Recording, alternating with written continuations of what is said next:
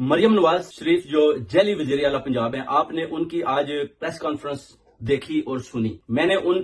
کی پارٹی کے ساتھ دیکھے کتنے سالوں کام کیا جب میں ان کا ترجمان تھا۔ جب ارشد شریف کو اس کا قتل ہوتا ہے، اس کو قتل کروایا جاتا ہے، تو اس وقت پھر میں انکشافات کرتا ہوں، بتاتا ہوں کہ اس میں مریم نواز کے ٹیلی فون میں اس کی ویڈیو ہے۔ مریم نواز، آپ کو یاد ہوگا جب آپ ٹیلی فون کرتی تھی ان کو اور ادھر بھی فون کرتی تھی اور آپ کہتی تھی مار دو اس کو، مار دو مار دو، اور ٹویٹ آپ نے اس سے پہلے لکھا ہوا تھا جو بعد میں آپ نے کیا کہ میں آپ کو پارسل بھیج رہی ہوں۔ آج ایک بچی کے ساتھ زیادتی ہوتی ہے اور آپ کس طرح اس کی مخالفت کرتی ہیں۔ آپ پولیس کو بھی کہتی ہیں، گلو بٹو کو بھی کہتی ہیں کہ جناب آپ بولیں کہ اس طرح کا کسی قسم کا نہ تو کوئی واقعہ ہوا ہے، نہ کوئی ایسی چیز سامنے آئی ہے، بلکہ آپ زرتاج گل کی بہن پر بار بار الزامات لگا رہی ہیں۔ زرتاج گل کی بہن اگر اس کالج میں ایک پرنسپل ہے یا ٹیچر ہے، کچھ بھی ہے، تو وہ بڑی بخوبی اپنی جو اس کی ذمہ داری ہے اس کو نبھا رہی ہے۔ کبھی بھی اس نے سیاست کی طرف نہیں دیکھا، بلکہ اپنی ذمہ داری کو اپنی ذمہ داری سمجھا۔ اور آپ کہہ رہی ہیں کہ یہ بھی ایک پی ٹی آئی کا کرا درا ایک منصوبہ ہے جو آپ دہشت گردی کے طور پر استعمال کرنا چاہتی ہیں، مگر قوم جانتی ہے کہ ارشد شریف کے قاتل کون ہے۔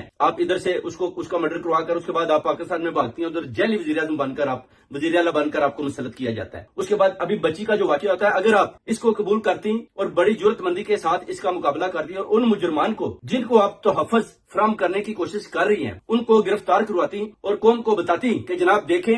انہوں نے اس بچی کے ساتھ ظلم اور زیادتی کی اور میں نے ان کی گرفتاری لازم کی، مگر آپ ان کو ڈیفینڈ کر رہی ہیں اور آپ کو پتا ہے کہ ابھی آپ کی حکومت جانے والی ہے، اور جو آپ نے ان لوگوں کو ڈیفینڈ کرنے کی بار بار کوشش کی وہ بھی لوگوں کو پتا ہے کہ آپ کا جو کام ہے وہ کیا ہے، بلکہ آپ کو ڈیوٹی دی گئی ہے وہ کیا ہے، مگر آپ اپنی ڈیوٹی کو صحیح طریقے کے ساتھ نہیں نبھا رہی، بلکہ آپ بار بار ان الزامات کو پی ٹی آئی والے لوگوں پر لگا کر اس بچی کے واقعے کو مولڈ کر کے کسی اور طرف لے کر جانا چاہتی ہیں۔ مگر اوورسیز کمیونٹی اور سید تسنیم حیدر یہ جانتا ہے اور پوری قوم بھی یہ بات مانتی ہے کہ آپ نے جو کارنامے انجام دیے، اس کے علاوہ اس بچی کے ساتھ جو زیادتی ہوئی اس کی مخالفت کی، نفی کی، اور آج آپ نے پریس کانفرنس کر کے یہ ثابت کر دیا کہ مریم نواز اپنی قوم اور عوام اور ان بچیوں کے ساتھ نہیں کھڑی۔ اگر آپ اس بچی کے ساتھ کھڑی ہوتی اور اس واقعے کو آپ بیان کرتی کہ ہاں ایسا ہوا ہے اور میں ان لوگوں کو ان کے انجامات پر پہنچاؤں گی، تو پھر لوگوں نے آپ